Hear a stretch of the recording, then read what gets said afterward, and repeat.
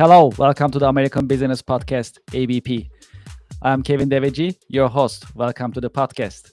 We are happy to have your support on YouTube. We just passed 20,000 YouTube subscribers. Thank you very much for your support.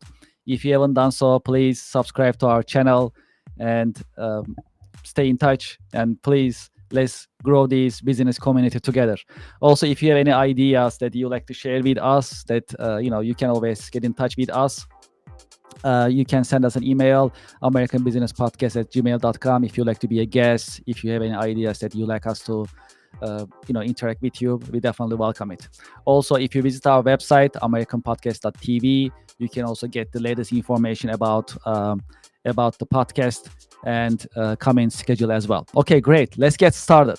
So one of the largest northeastern manufacturing park, an industrial park that we like to talk about, Hauppauge Industrial Park, with thousands of companies, manufacturing companies, and billions of dollars are actually being produced in that park. So for that, we have a great guest. I'm very excited. I'm honored to have Terry Micheli from Hauppauge Industrial, HILI, Hauppauge Industrial Park, right? The Association of Long Island.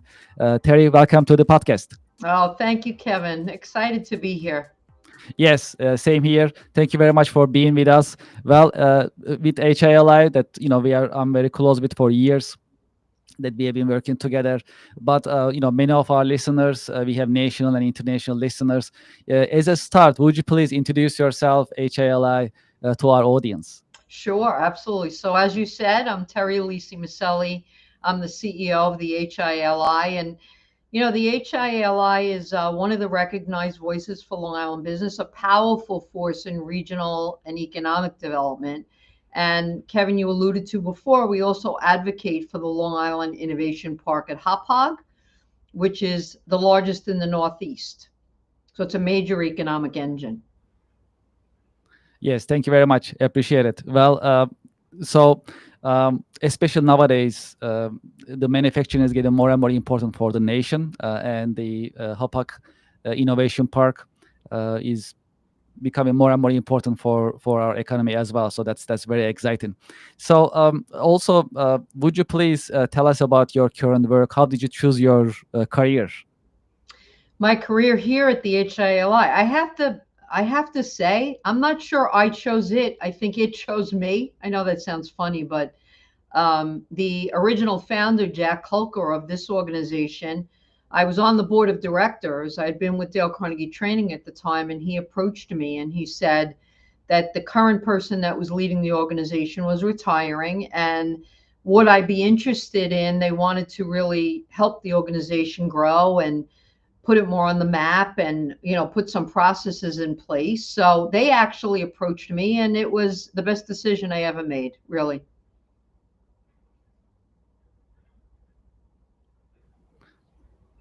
Yeah, I know there's the mission of HL is actually really important, and it's good to know that how you get started. Also, well, we are also wondering, like, what are the challenges and expectations in terms of your work? What are the challenging parts and exciting parts in your work on daily basis? Yeah, you know what? I think the most exciting part is just helping businesses in general. I mean, as you know, Kevin, and everybody should know that Kevin is the our manufacturing committee co-chair, so he's very involved in our manufacturing initiative. So thank you for that. Is meeting not only wonderful people like you, but helping businesses out. So we advocate on a lot of different levels. Some of them are a business that might need a permit to expand. So we deal with a lot of the towns and the county to really make that happen. Some of it is helping them or make a better connection to getting funding. So we do that as well. So, I mean, I think that's the most exciting part of my job is meeting with them, going into industries. It's amazing what is not only manufactured, but the types of companies that are on Long Island. They're extremely diverse. And I mean, that part of it I love. I think probably the most challenging part for me is twofold. Number one is It's a very fast-paced industry because we're dealing with a lot of different businesses, number one. So you have to keep your energy up, which is good, which is a great thing. And the second is, I've always said it's not easy running a business. It's not for the faint of heart. So very often we're meeting with businesses that are, going through layoffs, merging, which sometimes can be difficult. Again, looking for money when they have an opportunity either to stay in business or not stay in business, and that's the tough part. Really talking to people and hearing many of those stories become difficult because this is such a small business island. So we want to help those small businesses survive.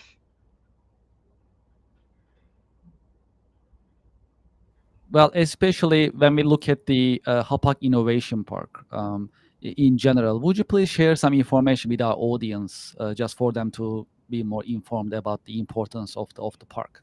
Sure. I mean, I guess it was probably about 2016 that we've always advocated for the park, but in 2016 we went out and got funds to be able to do what was called an opportunity analysis for the park, to really look at what is the opportunity and what does the park give back to not only the local economy but to the state and federally. So we were astonished, Kevin, at the results that came out. So we both alluded to, this innovation park is the largest in the Northeast, only second behind Silicon Valley. 55,000 employees, 1,300 companies, an economic output of 13 billion, so a major economic output, and 58% of the companies in the park are coming from what are called tradable sectors, which means they're importing and or exporting, bringing money back into the local businesses on Long Island. So again, they're a major economic engine, and it really led us on a journey to look at how we can help, this innovation park grow. We're working right now with a company that looks like it's going to help us make the park the first smart park. So from a connectivity standpoint, that means a lot, right? And we've done a lot of other things really to help the companies grow. So we're real excited about that. And there are many manufacturers in the Hapak Innovation Park. So manufacturing is actually a driving force in the region.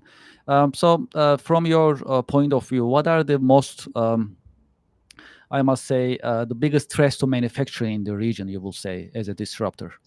Yeah, listen, so I mean, in this park, we hold all of the major biopharma companies have at least some of them have their corporate headquarters, but many of them have at least one location in the park, and a lot of other, defense industries, things like that. I think the biggest challenge continues to be filling the talent pipeline. And you and I have had the discussion, and you guys have done in the manufacturing committee some magnificent programming on really looking at how do we get kids, for example, or young professionals, for example, more excited about going into a manufacturing field. It's not necessarily something that we are talking about as parents at a dining room table.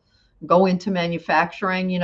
The old manufacturing is much different than advanced manufacturing. In fact, we know that if you took people that worked in manufacturing in the Grumman days and you brought them back into work, they would not be prepared for advanced manufacturing. It's a very, very different business. So there's about 3,000 manufacturers on Long Island, still the third highest in payroll, still the leader in technological innovation. And we need to get, let our kids know that. So that's a big thing that you and I talk about a lot, but Correct. the HIALI really has a very lucrative workforce development initiative because of Mhm. it. Because we got to let our young professionals know that, right? That True. you can True. make six figures in a manufacturing firm. And by the way, you don't have to be on a factory line. You can work in accounting. You can work in, the administrative piece there is equally as important.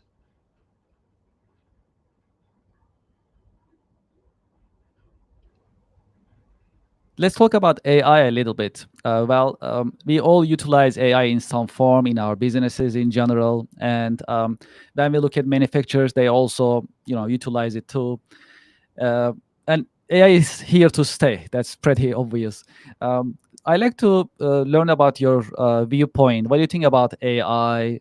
How it's gonna be continue changing our lives, especially from business point of view? And do you think if AI will replace jobs in the future? Sure. I mean, I will tell you that personally, I use AI. I use Chat GPT all the time. Primarily because I want to get more comfortable with it as a leader, right? It always starts at the top, I believe. Um, I view it as a vehicle for businesses to become far more efficient, save a lot of time, and really streamline some processes. I think that's the real good news to AI. We've run some wonderful programs on AI to really help our businesses feel a lot more comfortable with it. Change is not easy. I don't believe, Kevin, that it'll replace human jobs, because one thing that AI cannot do, although it can help us again become a lot more efficient and save a lot of time, it does not have a human emotion to it, right? So, customer service is more important now than ever before, right? Connecting to people more important now than ever before. So I don't see it as a threat. Mhm. I can tell you when it first came out and I started hearing about it, I wasn't sure. I wasn't sure about it, but I really genuinely have kind of engulfed myself in it so that I can understand it better. And I think it's here to stay. Regardless of how people feel about it, it is Mhm. absolutely here to stay.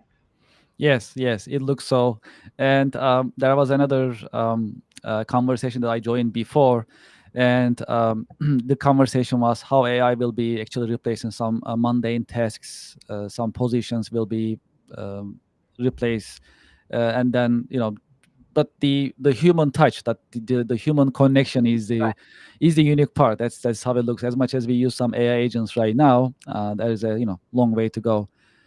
Yeah. Um, And listen, to, I yeah. just read a statistic the other day that said Mhm. 9 out of 10 businesses see AI as a really good way to become a lot more competitive in their markets, right? Because if Mhm. if they're in a market where they're using it or they're leading it, I think that we have our trade show coming up on May 29th, Yes, and we'll talk about it too. Yeah, absolutely. yeah, and Google will be heading that up. So the head of global marketing, Harris Bieber, will be talking about AI because it's so important. Mhm. Yeah, that's true. That's true. Well, well, having said that about the trade show, let's just talk about it. I was planning to talk about it in the end, but I think this is time, so why not? Let's talk about it. So, well, it is coming up. I'm gonna be there as well. We're gonna have a booth, so we are very excited. We try to be there as every single year. So that is the largest trade show on Long Island in the region. So it's the May 29th, right, Thursday. So it's very exciting. Uh, can you tell us about the trade show? I'm sure you are also excited too, but some insights for our audience will be great. Yeah, I can't tell you how proud I am of it, because we began that initiative literally at a local hotel, and we said, let's get a group of businesses together that can have booths and people can walk around. We're in our 37th year, and we have Amazing. over 300 exhibitors, close to usually 5,000 business professionals walking the floor. So it is the place to be on May 29th. And I think, Kevin, that trade shows offer a unique opportunity for businesses, because you really can meet prospective clients in a very, very large way, right? All in Yes. one day, all in one Mhm. day. And it's a great opportunity for businesses also to brand themselves and to really be seen as a leader in their industries. This year, we're doing several things that are new that I'm really excited about. All So right. we have what are called trade show talks. They're spin-offs on TED Talk. So they'll be on the trade show floor throughout the day. People will be Exciting. Yeah, speaking that's great. I think it's every 20 minutes, and they'll be talking about different topics. So that adds a Mhm. lot of energy to the floor, which is For great. sure. Mhm. Mhm. I just mentioned we'll have a head of Google who will be talking about AI, how, demystifying it. What is it? What is it not? Why is it so critical for your business? We have an executive luncheon talking about economic development and projects that really can change the landscape of Long Island. So things like the Brookhaven National Labs Electron Ion Collider, Belmont Park, Station Yards, which is a Tritech project that really a downtown project, and they did Patchogue as well. We will talk about the Long Island Innovation Park at Hop Hog because again, there's a lot of growth going on in this park, and Mhm. we'll probably hear some news about Sands Casino. Yes. They're looking for, as you know, a third party Mhm. to take that Nassau hub over. So all of that'll happen that day. And it's a great time not only to, as I said before, meet prospective clients, but also to reconnect with people who you haven't seen. That's what I love about it. Yes, the Um, connection. yeah, the connection and seeing people you haven't seen for a while and making some great appointments and things like that. So don't Mhm. miss it. May 29th. Yes, yeah. I mean, to our audience, definitely don't miss it. And to your point, absolutely. Our mission in the podcast is to share educational, informative content. In a way, we ask professionals and leaders like yourself to, for you to share your wisdom. When anytime that I go to HLA trade show over the years, that is actually a way to share your wisdom, learn from others, Hmm. connect others, as well as interact with them. So that's a great opportunity to have that professional connection. And I'm glad that there is the HLI trade show talks are coming too. I think that's also additional way of learning from other professionals. I think that's exciting. Great. And I do want to mention for any of you who do want to come down, please pre-register so that you avoid the $10 walk-in fee. So you can go right onto hia-li.org and pre-register right there. So Mhm. Yeah, that's good. Our producer is Bet. Bet, let's put the HLI HIA-li.com website .org website on our screen. So let's keep it on the screen so our audience can follow. Okay, HIA-li.org. So we're gonna bring it to screen all right, in a good. minute.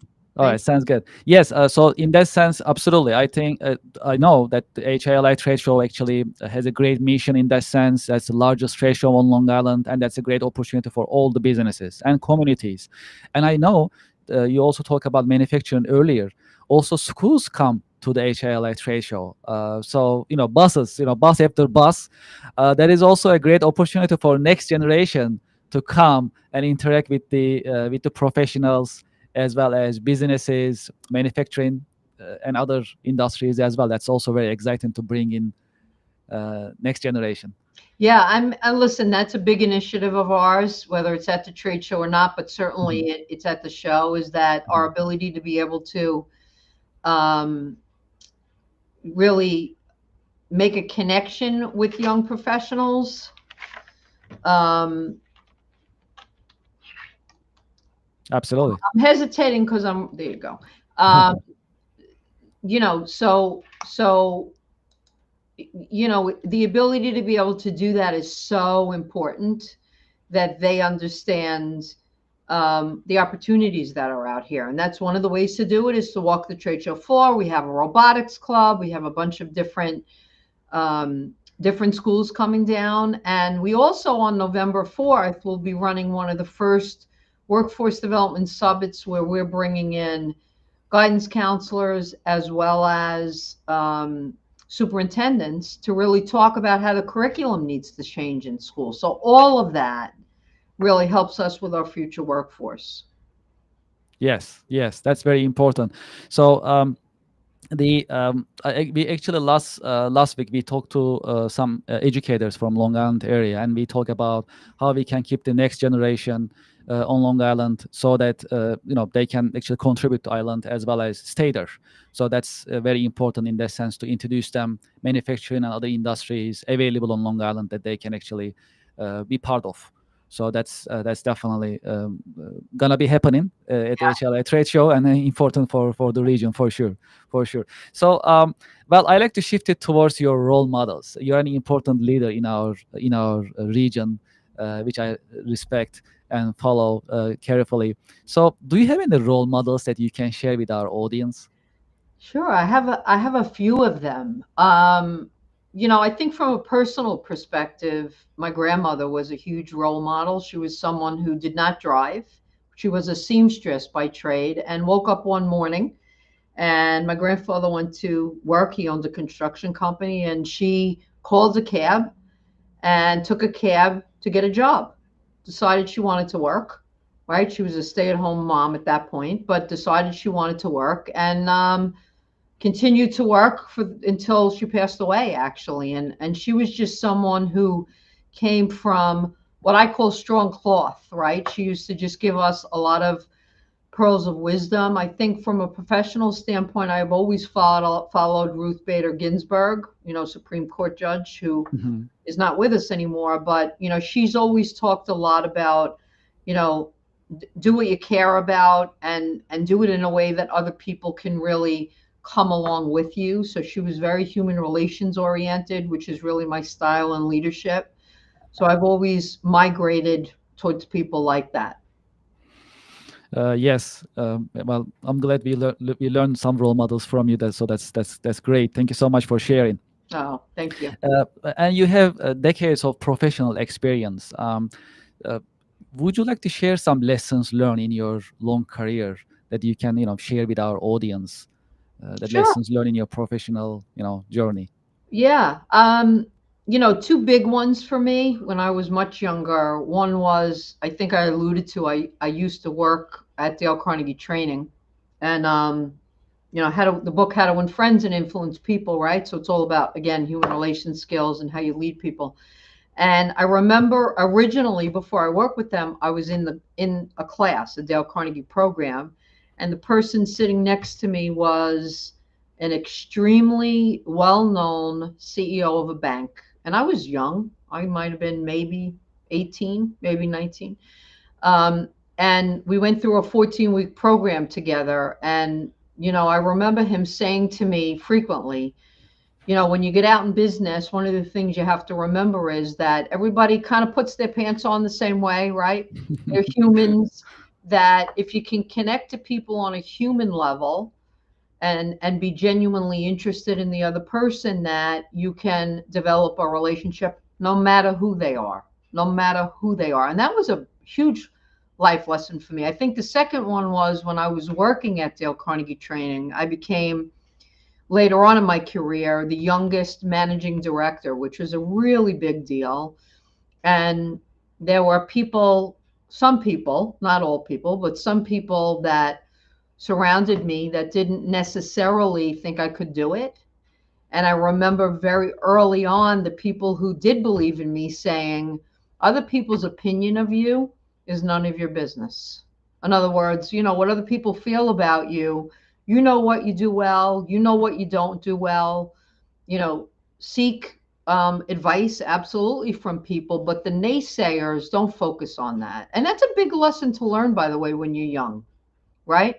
Because Yes. Yes. intrinsically we're people pleasers, so it's not always easy to be able to do something like that. But those were two really, really big life lessons for me. Yes, absolutely, absolutely. That's for sure. Well, what are your biggest passion and interests outside of work? So I love to read. I'm a child of learning, right? So I say that every day is a learning day. I mean, even now, and I've been in here for 20 years. I mean, every single day I learn something. But I'm an avid reader of all types of books. I actually belong to a book club, and I love it. I mean, we meet monthly, and again, we read all different types of books. Also belong to a dining club, because I like to eat as well, and I like to cook, and Yeah, that's great. I love movies. So I'm just the type of person. Just I love to learn new things. Absolutely. Yes. Well, it's important that we learn from you. It's because we have a large young audience as well, in addition to the experienced professionals. Uh, from YouTube, we learn all these statistics. So I'm glad that you share these insights because that's important for us, of course, also for coming next generation leaders as well. Speaking of next generation, well, it's actually hard to believe we already passed 30 minutes almost. So it's great. Thank you so much for being with us. Before we end our session, our episode, do you have any career advice for the coming generation, in case, especially for those who are on Long Island, that we like them to stay and work on Long Island? Yeah, I mean, listen, they've heard this from other people. This is not new, but do what you love. When you do what you love, it's not a job, right? When you're genuinely interested in it, it's not a job. I can say advice for Long Island is just understand that we have a lot of really interesting companies on Long Island that, you don't have to go to Silicon Valley, right? So we True, might not that's have true. Google, but we have other businesses that are extremely interested. So seek them out. Seek Mhm. those mentors out. Seek people out that can really help you make those connections. Mhm. Yes, absolutely. And follow HALI, right? So that's definitely Yeah. also a great benefit for the next generation. Also, please register the trade show. It's coming up May 29th. We're gonna be there. I'm gonna be there. We all gonna be there. So it's a great opportunity. Visit hali.org. When you go, you'll see the trade show section. Please register early on, and it's a great opportunity. Terry, thank you so much for being with us. I know you have a very busy schedule and you found time with us. Thank you so much for your time, for your advice, and more importantly, thank you for your leadership in the region.